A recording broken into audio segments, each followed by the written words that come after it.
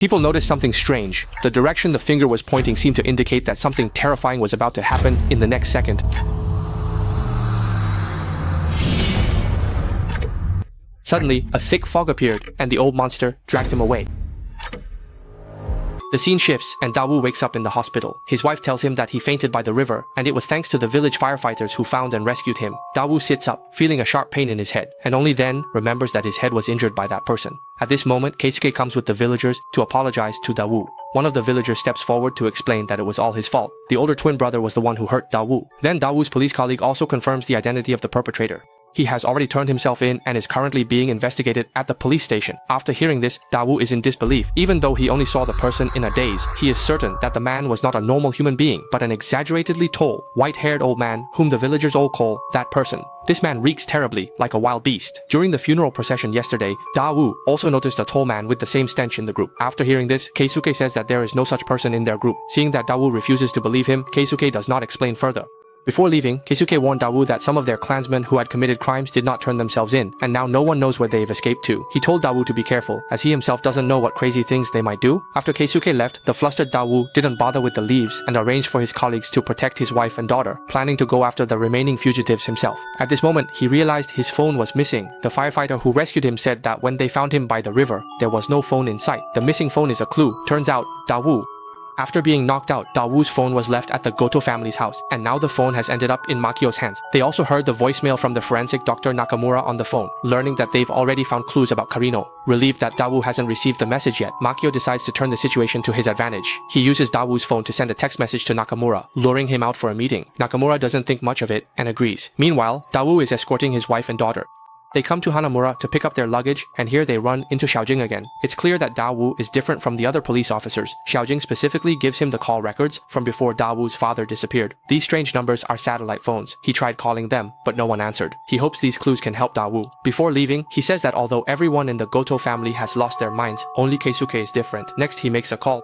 Daigo accompanied his wife and daughter to the county police station. After settling them in, he found the chief and shared his suspicions, saying that Kano might currently be under house arrest at the Goto family residence, or perhaps had already been killed. However, there was still no solid evidence. The chief, familiar with Daigo's temperament, advised him not to make a big scene before any evidence was found. He himself had grown up in Gonghwa village and knew just how terrifying the Goto family could be. Afterwards, using Daigo's status as a victim, he assigned other officers to take over the case.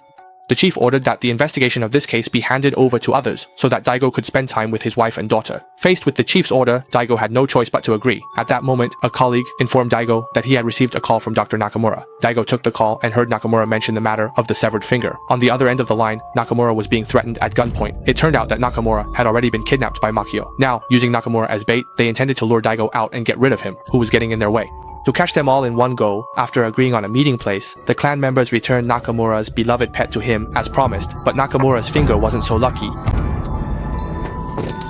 Numb. Let them just...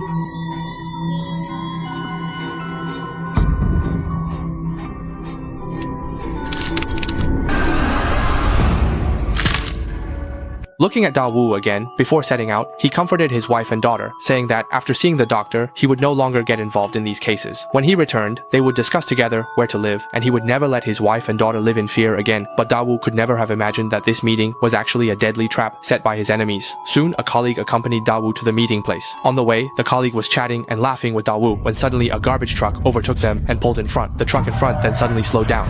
The trunk popped open and the hitman appeared, firing directly at Dawu. Before Dawu even had a chance to react, a car on the left suddenly rammed into him like crazy.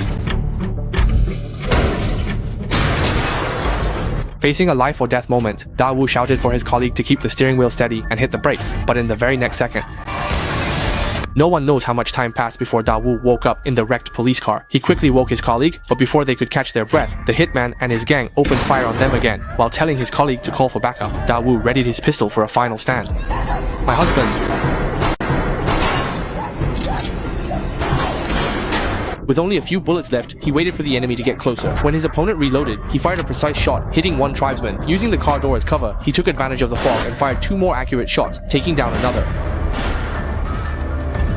Now, only Gen Mufu was left for a one-on-one. Mufu unleashed a wild barrage of fire, and as the distance between them closed, Dawu had a sudden idea. He floored the gas pedal with his hand and sent Mufu flying with the car.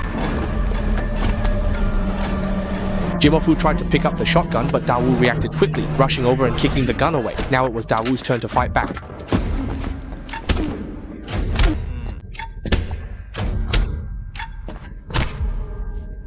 Dawu is truly fierce, but he's also genuinely strong. He single-handedly took out several people. In the end, seeing his plan fall apart, Mufu admitted to killing Kano in order to protect the Goto family.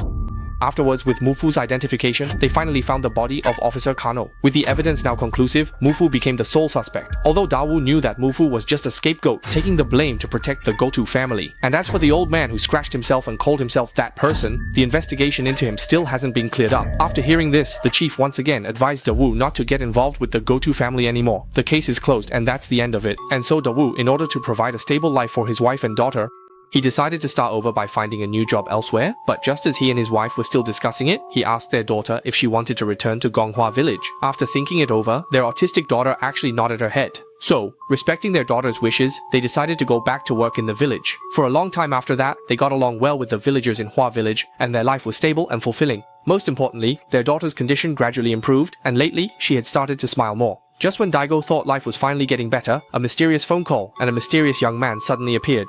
Once again, the shocking secret of this village was revealed.